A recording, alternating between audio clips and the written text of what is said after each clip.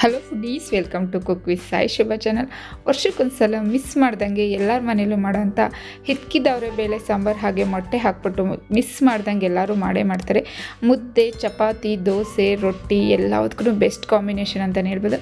ನಮ್ಮ ಮನೇಲಿ ಇವತ್ತು ಹೇಗೆ ಮಾಡ್ತೀವಿ ಅಂತ ತೋರಿಸ್ತಾ ಇದ್ದೀನಿ. ಬನ್ನಿ ಈಗ ಹೇಗೆ ಮಾಡೋದು ಅಂತ ನೋಡೋಣ. ನಾನಿಲ್ಲಿ ಹಿತ್ಕಿದವರೆ ಬೇಳೆ ಕಾಳ 1 kg ಆಗೋಷ್ಟು ತೊಗೊಂಡಿದ್ದೀನಿ ನಾನಿಲ್ಲಿ.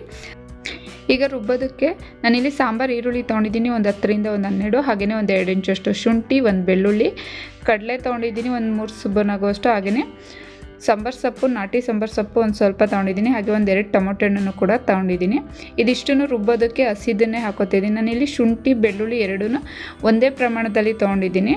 ಶುಂಠಿ ಎಷ್ಟು ತೊಗೊಂಡಿದ್ದೀನೋ ಬೆಳ್ಳುಳ್ಳಿನೂ ಕೂಡ ಅಷ್ಟೇ ತೊಗೊಂಡಿದ್ದೀನಿ. ನಾನಿಲ್ಲಿ ಬೆಳ್ಳುಳ್ಳಿ ಜಾಸ್ತಿ ತೊಗೊಂಡಿಲ್ಲ. ಇದಿಷ್ಟನ್ನು ರುಬ್ಬೋದಕ್ಕೆ ಹಾಕೊಳ್ಳೋಣ. ಒಂದು ಮಿಕ್ಸಿ ಜಾರ್ ತೊಗೊಂಡು ಇದಕ್ಕೆ 1 ದೊಡ್ಡಷ್ಟು ತೆಂಗಿನಕಾಯಿ ತುರಿ ತೊಗೊಂಡಿದ್ದೀನಿ. ಫ್ರೆಶ್ ಆಗಿರೋದು ಬಲ್ತಿರೋದನ್ನೇ ತೊಗೊಳ್ಳಿ ತೆಂಗಿನಕಾಯಿ ತುರಿನ. ಇಲ್ಲಿ 1 ದೊಡ್ಡಷ್ಟು ಇದನ್ನು ಕೂಡ ಹಾಕೋತಾ ಇದ್ದೀನಿ. ಹಾಗೆಯೇ ಖಾರದ ಪುಡಿ ನಾನಿಲ್ಲಿ 1.5 ಸ್ಪೂನ್ ಆಗೋಷ್ಟು ಖಾರದ ಪುಡಿ ತೊಗೊಂಡಿದ್ದೀನಿ. ಖಾರ ನೋಡಿ ಹಾಕ್ಕೊಳ್ಳಿ, ನಿಮಗೆ ಎಷ್ಟು ಬೇಕನ್ಸುತ್ತೆ ಅಷ್ಟು. ಹಾಗೆಯೇ ಧನಿಯಾ ಪುಡಿನೂ ಕೂಡ ನಾನು 2 ಸ್ಪೂನ್ ತೊಗೊಂಡಿದ್ದೀನಿ. ಇಲ್ಲಿ ಖಾರದ ಪುಡಿಗಿಂತ ಒಂದು ಅರ್ಧ ಸ್ಪೂನ್ ಜಾಸ್ತಿ ಧನಿಯಾ ಪುಡಿ ತೊಗೊಂಡಿದ್ದೀನಿ. ಹಾಗೆ ಗರಂ ಮಸಾಲ ತೊಗೊಂಡಿದ್ದೀನಿ, ಒಂದು 1/4 ಟೇಬಲ್ ಸ್ಪೂನ್ ಆಗೋಷ್ಟು. ನೀವು ಗರಂ ಮಸಾಲ ಬದಲು ಬೇಕೆಂದರೆ ಚಕ್ಕೆ, ಲವಂಗ, ಕಾಳುಮೆಣಸು, ಗಸಗಸೆನೂ ಕೂಡ ಇದಕ್ಕೇ ಡೈರೆಕ್ಟಾಗಿ ಹಾಕ್ಕೊಂಡು ಪೌಡ್ರ್ ಮಾಡ್ಕೋಬೋದು.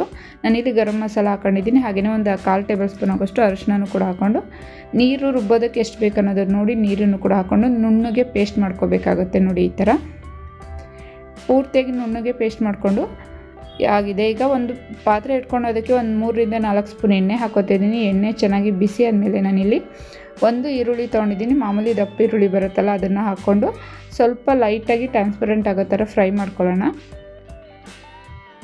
ನೀವು ಸಾಂಬಾರು ಈರುಳ್ಳಿ ಇಲ್ಲಾಂದರೆ ಮಾಮೂಲಿ ಈರುಳ್ಳಿಲೇ ಮಾಡ್ಬೋದು. ಸಾಂಬಾರು ಈರುಳ್ಳಿ ಮಾಡೋದ್ರಿಂದ ಟೇಸ್ಟು ಚೆನ್ನಾಗಿ ಬರುತ್ತೆ ಸಾಂಬಾರ್ದು. ಹಾಗೆಯೇ ಈರುಳ್ಳಿ ಸ್ವಲ್ಪ ಫ್ರೈ ಆದಮೇಲೆ 1 ಟೊಮೊಟೊ ಹಣ್ಣನ್ನು ಕೂಡ ಹಾಕೋತಿದ್ದೀನಿ. ಇದನ್ನು ಕೂಡ ಸ್ವಲ್ಪ ಸಾಫ್ಟ್ ಆಗಬೇಕು. ಹಾಗೆ ಇದ್ರ ಜೊತೆಗೆ ಕರ್ಬೇವಿನ ಸೊಪ್ಪನ್ನು ಕೂಡ ಹಾಕೋತಿದ್ದೀನಿ ನಾನಿಲ್ಲಿ. ಇದನ್ನು ಕೂಡ ಹಾಕ್ಕೊಂಡು ಲೈಟಾಗಿ ಸಾಫ್ಟ್ ಆದರೆ ಸಾಕು. ಟೊಮೊಟೊ ನೋಡಿ ಇಷ್ಟಾದರೆ ಸಾಕು. ಈಗ ಇದಕ್ಕೆ ನಾವು ರುಬ್ಬಿಟ್ಕೊಂಡಿದ್ವಲ್ಲ ಮಸಾಲ, ಅದನ್ನು ಕೂಡ ಹಾಕ್ಕೊಂಡು ಚೆನ್ನಾಗಿ ಮಿಕ್ಸ್ ಮಾಡಿ ಅದು ಹಸಿ ಸ್ಮೆಲ್ ಹೋಗಬೇಕು. ಅಲ್ಲಿವರೆಗೂ ಕೂಡ ಒಂದು 2ರಿಂದ 3 ನಿಮಿಷ ಚೆನ್ನಾಗಿ ಫ್ರೈ ಮಾಡ್ಕೋಬೇಕಾಗುತ್ತೆ. ನೀರೇನು ಹಾಕೋದು ಬೇಡ, ಹಾಗೆಯೇ ಫಸ್ಟು ಫ್ರೈ ಮಾಡ್ಕೊಳ್ಳೋಣ. ಹಸಿ ಸ್ಮೆಲ್ ಹೋಗೋವರೆಗೂ ಕೈ ಬಿಡ್ದಂಗೆ ಈ ಥರ ತಿರುಗಿಸ್ಕೊತಾ ಇರಿ. ಒಂದು 2-3 ನಿಮಿಷ ಈ ಥರ ಚೆನ್ನಾಗಿ ಫ್ರೈ ಮಾಡ್ಕೊಂಡು ಆದಮೇಲೆ ಇದಕ್ಕೆ ಮಿಕ್ಸಿ ಜಾರ್ ತೊಳೆದು ಒಂದು ಸ್ವಲ್ಪ ನೀರನ್ನು ಕೂಡ ಹಾಕೋತಾ ಇದ್ದೀನಿ. ಇದನ್ನು ಹಾಕ್ಕೊಂಡು ಒಂದು ಸಲ ಚೆನ್ನಾಗಿ ಮಿಕ್ಸ್ ಮಾಡಿಬಿಟ್ಟು ಒಂದು 5 ನಿಮಿಷ ಮುಚ್ಚಿಬಿಟ್ಟು ಬೇಯೋದಕ್ಕೆ ಹಾಗೆ ಬಿಟ್ಬಿಡೋಣ. ಪೂರ್ತಿಯಾಗಿ ಹಸಿ ಸ್ಮೆಲ್ಲು ಎಲ್ಲವುದು ಹೋಗಬೇಕು. ಈಗ ಇದಾಗಿದೆ, ಒಂದು 5 ನಿಮಿಷ ನೋಡಿ ಸ್ಮೆಲ್ಲೆಲ್ಲ ಹೋಗಿದೆ. ಅದಾದಮೇಲೆ ಇದನ್ನೊಂದು ಸಲ ಚೆನ್ನಾಗಿ ಮಿಕ್ಸ್ ಮಾಡ್ಕೊಳ್ಳೋಣ. ಇದನ್ನೊಂದು ಸಲ ಚೆನ್ನಾಗಿ ಮಿಕ್ಸ್ ಮಾಡ್ಕೊಂಡು ಆದಮೇಲೆ ನಾವು ಇದಕ್ಕೆ ಅವರೆ ಬೇಳೆನ ಹಾಕೋಬೇಕಾಗುತ್ತೆ. ಇದನ್ನು ಹಾಕ್ಕೊಂಡು 1 ನಿಮಿಷ ಚೆನ್ನಾಗಿ ಖಾರದಲ್ಲೇ 1ರಿಂದ 2 ನಿಮಿಷ ಚೆನ್ನಾಗಿ ಬೇಯಿಸ್ಕೊಳ್ಳೋಣ. ಬೇಳೆ ಹಾಕಾದ್ಮೇಲೆ ಇಷ್ಟಾದರೆ ಸಾಕು. ಈಗ ಇದು 1-2 ನಿಮಿಷ ಬೆಂದಿದೆ ಖಾರದಲ್ಲೇ ಬೇಳೆ. ಇದಕ್ಕೆ ನಾನಿಲ್ಲಿ ಕಾಯಿಸಿಟ್ಟಿರೋ ನೀರನ್ನು ಹಾಕೋತಾ ಇದ್ದೀನಿ. ನೀವು ಸಾಂಬಾರು ಕನ್ಸಿಸ್ಟೆನ್ಸಿ ನೋಡಿಕೊಂಡು ನೀರನ್ನು ಹಾಕೋಬೇಕಾಗುತ್ತೆ. ತುಂಬ ಗಟ್ಟಿಯಾಗಿ ಇರಬಾರ್ದು, ತುಂಬ ತೆಳ್ಳಗೂ ಇರಬಾರ್ದು. ಈ ಒಂದು ಹದದಲ್ಲಿ ಇರಬೇಕಾಗುತ್ತೆ. ನೋಡಿ ಇಷ್ಟಿದ್ರೆ ಸಾಕು.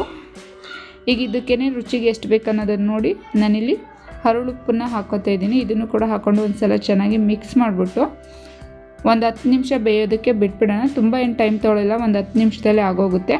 ಬೇಳೆ ಒಂದು 25% ಬೆಂದರೆ ಸಾಕು. ಪೂರ್ತಿಯಾಗಿ ಕೂಡ ಬೇಳೆ ಬೇಯಿಸ್ಕೊಳ್ಳೋದು ಬೇಡ, ಏಕೆಂದರೆ ಮೊಟ್ಟೆ ಹಾಕಿದ ಮೇಲೂ ಕೂಡ ಬೇಯೋದ್ರಿಂದ ತುಂಬ ಬೆಂದು ಕೂಡ ಹೋಗಬಾರ್ದು ಬೇಳೆ. ನೋಡಿ ಈ ಒಂದು ಹದದಲ್ಲಿ ಇರಬೇಕು. ಒಂದು 3/4 ಹಸಿ ಬೆಂದಿರೆ ಸಾಕು. ಈ ಟೈಮಲ್ಲಿ ಉಪ್ಪನ್ನು ಚೆಕ್ ಮಾಡ್ಕೊಳ್ಳಿ. ಟೇಸ್ಟಾಗಿ ಚೆಕ್ ಮಾಡಿಬಿಟ್ಟು ನನಗೆ ಇಲ್ಲಿ ಸಪ್ಪೆ ಅಂತ ಅನ್ನಿಸ್ತು, ಇನ್ನೊಂದು ಸ್ವಲ್ಪ ಉಪ್ಪನ್ನು ಕೂಡ ಹಾಕ್ಬಿಟ್ಟು ಒಂದು ಸಲ ಚೆನ್ನಾಗಿ ಮಿಕ್ಸ್ ಮಾಡಿ ನಾನಿಲ್ಲಿ ಮೊಟ್ಟೆ ಹಾಕೋತಿದ್ದೀನಿ. ಒಂದು 5 ಮೊಟ್ಟೆನ ದೂರಕ್ಕೆ ನಿಧಾನಕ್ಕೆ ಹಾಕೋಬೇಕಾಗುತ್ತೆ. ಮೊಟ್ಟೆ ಹಾಕಬೇಕಾದ್ರೆ ಗ್ಯಾಸನ್ನು ಕಮ್ಮಿ ಇಟ್ಟಿರಿ, ಫ್ಲೇಮ ಕಮ್ಮಿ ಇಟ್ಕೊಂಡು ಮೊಟ್ಟೆ ಹಾಕ್ಕೊಳ್ಳೋಣ. ನೋಡಿ ಈ ಥರ ದೂರಕ್ಕೆ ಮೊಟ್ಟೆ ಹಾಕ್ಕೊಂಡು ತಿರುಗಿಸೋದೇನು ಬೇಡ. ಮೀಡಿಯಮ್ ಫ್ಲೇಮಲ್ಲೇ ಒಂದು 10 ನಿಮಿಷ ಬೇಯೋದಕ್ಕೆ ಮೊಟ್ಟೆನ ಬಿಟ್ಬಿಡೋಣ. ನೋಡಿ ಈಗ ಒಂದು 10 ನಿಮಿಷ ಆಗಿದೆ. ಮೊಟ್ಟೆ ಕೂಡ ಬೆಂದಿದೆ, ನೋಡ್ಬೋದು. ಮೊಟ್ಟೆ ಬೆಂದು ಸ್ವಲ್ಪ ಮೇಲೆಲ್ಲ ಬರುತ್ತೆ, ಅದು ಗೊತ್ತಾಗುತ್ತೆ. ನೋಡಿ ಈ ಮೊಟ್ಟೆ ಕೂಡ ಬೆಂದಿದೆ. ಸಾಂಬಾರು ರೆಡಿಯಾಗಿದೆ. ಹಿತ್ಕಿದವರೆ ಬೇಳೆ ಮೊಟ್ಟೆ ಸಾಂಬಾರು ರೆಡಿಯಾಗಿದೆ. ಮುದ್ದೆ ಜೊತೆಗೆ ಹಾಗೆ ಅಕ್ಕಿ ರೊಟ್ಟಿ, ಇಡ್ಲಿ, ದೋಸೆ ಎಲ್ಲದಕ್ಕೂ ಬೆಸ್ಟ್ ಕಾಂಬಿನೇಷನ್ ಅಂತಲೇ ಹೇಳ್ಬೋದು. ಈ ಒಂದು ಹದದಲ್ಲಿ ಇದ್ದರೆ ಸಾಕು ಸಾಂಬಾರು. ಈಗ ಇದಕ್ಕೆ ನಾನಿಲ್ಲಿ ಮೇಲೆ ಸ್ವಲ್ಪ ಸಾಂಬಾರು ಸೊಪ್ಪನ್ನು ಕೂಡ ಹಾಕ್ಬಿಟ್ಟು ಒಂದು ಸಲ ಚೆನ್ನಾಗಿ ಮಿಕ್ಸ್ ಮಾಡ್ತಿದ್ದೀನಿ. ನೋಡಿ ಎಷ್ಟು ಚೆನ್ನಾಗಿದೆ. ನೀವು ಮುದ್ದೆ ಜೊತೆ ತುಂಬ ಇಷ್ಟಪಡ್ತೀರೋ ಅಕ್ಕಿ ರೊಟ್ಟಿ ಜೊತೆಗೆ ಅಂತೂ ನಮ್ಮ ಮನೇಲಿ ಎಲ್ಲರೂ ತುಂಬ ಇಷ್ಟಪಟ್ಟು ತಿಂತಾರೆ. ನಾನಿಲ್ಲಿ ಮುದ್ದೆ ಜೊತೆ ಮಾಡಿ ತೋರಿಸ್ತಿದ್ದೀನಿ. ನೀವು ಕೂಡ ಮಾಡಿ ಹೇಗಿತ್ತು ಅಂತ ಕಮೆಂಟ್ ಬಾಕ್ಸಲ್ಲಿ ಕಮೆಂಟ್ ಮಾಡಿ ಫ್ರೆಂಡ್ಸ್. ಹಾಗೆ ವಿಡಿಯೋ ಇಷ್ಟ ಆದರೆ ಪ್ಲೀಸ್ ಲೈಕ್ ಮಾಡಿ, ಹಾಗೆ ಫ್ಯಾಮಿಲಿ ಆ್ಯಂಡ್ ಫ್ರೆಂಡ್ಸ್ಗೆ ಶೇರ್ ಮಾಡಿ. ಮತ್ತಷ್ಟು ನ್ಯೂ ರೆಸಿಪೀಸ್ಗಾಗಿ ನನ್ನ ಚಾನಲ್ ಸಬ್ಸ್ಕ್ರೈಬ್ ಮಾಡಿಕೊಂಡು ನೋಡಿ ಫ್ರೆಂಡ್ಸ್. ಹಾಗೆ ಮತ್ತೊಂದು ನ್ಯೂ ರೆಸಿಪಿಯೊಂದಿಗೆ ಮೀಟ್ ಮಾಡ್ತೀನಿ. ಅಲ್ಲಿವರೆಗೂ ನಮಸ್ಕಾರ.